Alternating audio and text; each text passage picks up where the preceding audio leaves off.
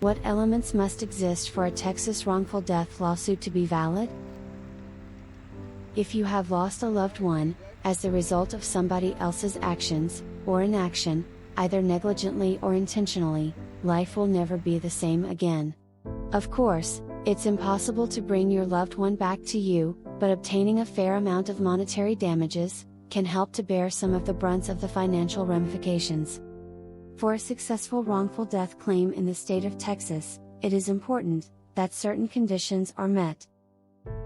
The cause of death must be the direct result of one of the following elements: negligence or neglect, carelessness or recklessness, lack of skill or knowledge, failure to meet a legal obligation, and intent, or malice. Responsibility may lie with an individual, but it could also lie with a corporation or even a government organization. Key phrases such as negligence have very specific legal definitions, so it is important to provide proof that meets the requirements for validity. That's why you need an attorney with the right experience in this field, who knows the requirements for a valid wrongful death claim, inside and out. How do I prove negligence in a wrongful death case? Negligence is an umbrella term, covering several different elements, such as carelessness, lack of required skill, and failure to meet a legal obligation or duty of care. To prove it effectively, you will need to establish the following. A duty of care was owed by the party to the victim. This duty of care was not upheld. Failure to uphold the duty of care resulted in the victim's death. And, the death resulted in financial losses or mental anguish. Specifically, it is important to first of all, establish what the party's duty of care actually was, then, to demonstrate how their behavior was inconsistent with that duty of care. This can be a tricky business. Because every single case is different, there is no uniform approach to evidence gathering. It can take considerably different forms depending on the type of incident, as well as the type of negligence. However, wrongful death claims are not just for accidents.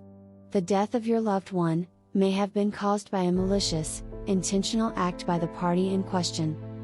This could be a physical attack, for instance.